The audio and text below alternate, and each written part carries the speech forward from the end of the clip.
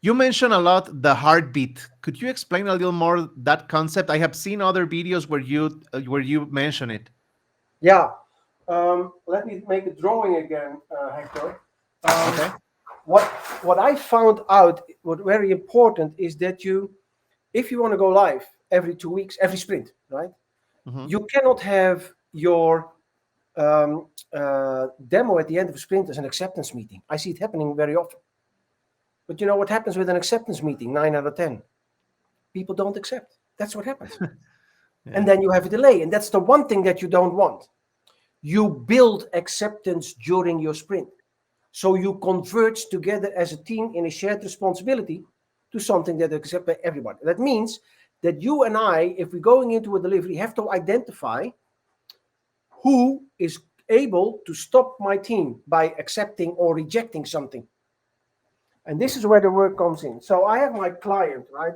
So there's someone, he is the sponsor. It can be a team, can be a person, managing director, whatever, right? And then you have maybe someone from his or her management team that is all the time working with you. And then, and this is very important, I call them the business ambassadors. That's something that's coming out of the SDM. I have people from the business, bringing the knowledge into the team. Why? Nobody knows as good what the business needs as the people from the business themselves. Don't have somebody else talking on behalf of the business. Right? Don't do this.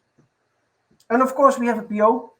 I call him the analyst, right? Oh, sorry. Now we're going into new colors. Of course, we have people who do the actual development. They have an impact on the solution. So let's say develop, test. And now there's coming a very important role in here, and that is what I call the non-functional stakeholders. And the reason I bring this in is that I did a lot of governmental work, and you would do something and you would have a new solution ready, and then there was the legal department. They said, no, you cannot go live, or the operations department, or the communication department, or the whatever, right? They would stop me. Now, the point is, they don't impact the functionality of the solution. That's only that business people here on that flip chart. But they do have a say in accepting or rejecting, and some things, how they are working, and especially what they look and feel like, or criteria they have to meet.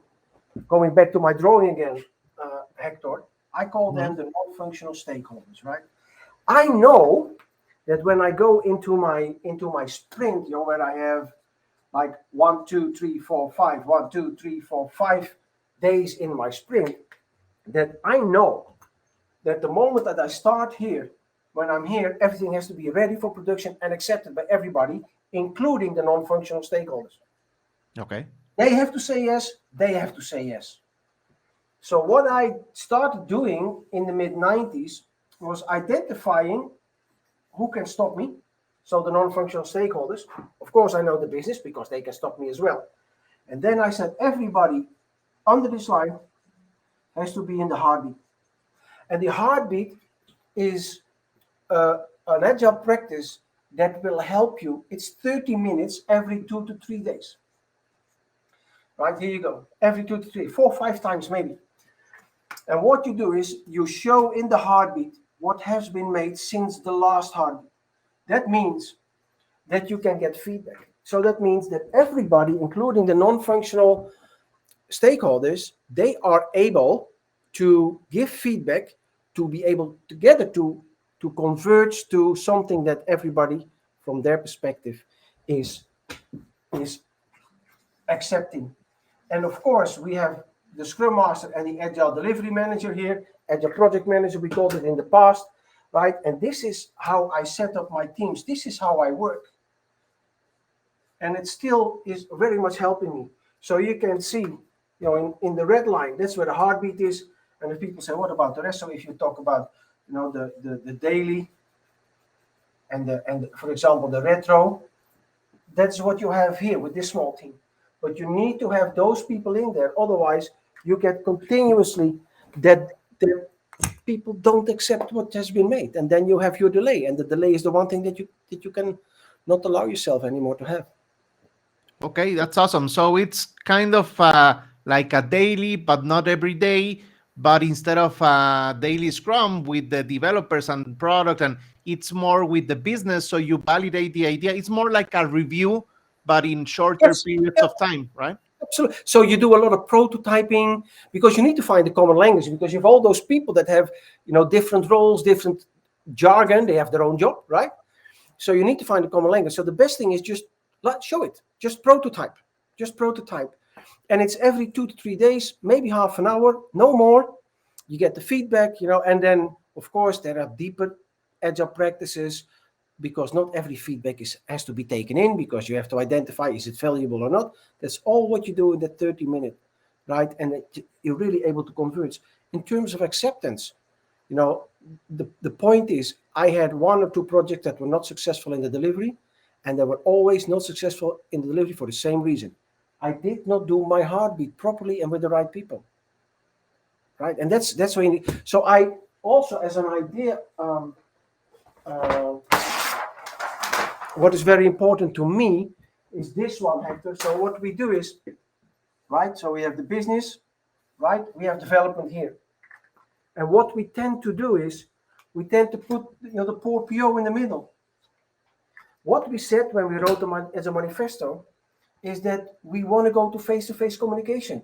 We want to get the information at the source, because then you can double check. And what we do is we do still via communication. It's still remote communication. Now those people need to talk together. So I want my PO to put them at the table and to talk and have a common language. For example, a prototype. And that's what you do in the heartbeat. Yeah, that's really awesome, Arie. So I have 2 comments. The first one would be that I have seen that this is an anti-pattern that is commonly happening across Latin America, at least in Mexico a lot, right? So we think that because we have a PO, that the business should only talk to the PO and the PO should talk to the developers, so the business guys do not distract the developers. But that's a very bad thing to do, right? As you just Absolutely. mentioned, he's just a link actually instead of a blocker, right? So I totally agree with you, and this is very common in at least in Latin America. So another comment that I want to add, one of the questions that I had for you was that I believe that many of the big thinkers like you are focusing or have been focusing on delivery more than discovery. So that's why I really like the heartbeat concept, because it involves talking to the business right away, prototyping, and this is part of a discovery process, right? I think that Scrum, for example, it's more of a delivery than a discovery process. So a lot of companies are wondering, well, at what time do I do discovery? And the heartbeat kind of introduces discovery into the Scrum process. Do you agree? Absolutely, that's the point. I always say, people are complaining, the business, they don't never know what they want, right? Of course they don't know what they want, because we're going to make something that doesn't exist. So they have an outline, but the details, no, because detailed design up front is what we don't do. So we have to accept that it's exploratory what we do. We are exploring, and it means to me that if I go into a sprint with 7 stories, and halfway it turns out that 1 story we have now a better version because we got feedback in the heartbeat, and we're going to kick it out and we bring a new story in. If it turns out, applying the proper agile practices like the triple constraint and Moscow, etc. Okay, this is really what we have to do. I don't have a problem with changing the stories in the sprint, because it brings the value, and people get rigid. People themselves are not open to learn. People are at the most open to copy, and then they stay really rigid to it. And the exploratory part, understanding that we say this, detailed design up front doesn't work. No. So we don't have a detailed design. That means that exploratory work is part of what we do. Yeah, I totally agree. Thanks for sharing. And people like to copy and not to think a lot about stuff, right? The big example that I can think of is the Scrum Guide. They put over there the 3 questions for the dailies, and Yeah, everyone started doing those 3 questions, and no one thought about doing other questions, right? You just have to have a format so you know that the team is going through the sprint goal. but we all copied those 3 questions and everyone is doing the 3 questions. They actually had to get it out of the Scrum Guide for 2020, and they didn't even put an example because they were afraid, I guess, that we will also copy that example and do it every time, right? So yeah, I follow you on that one.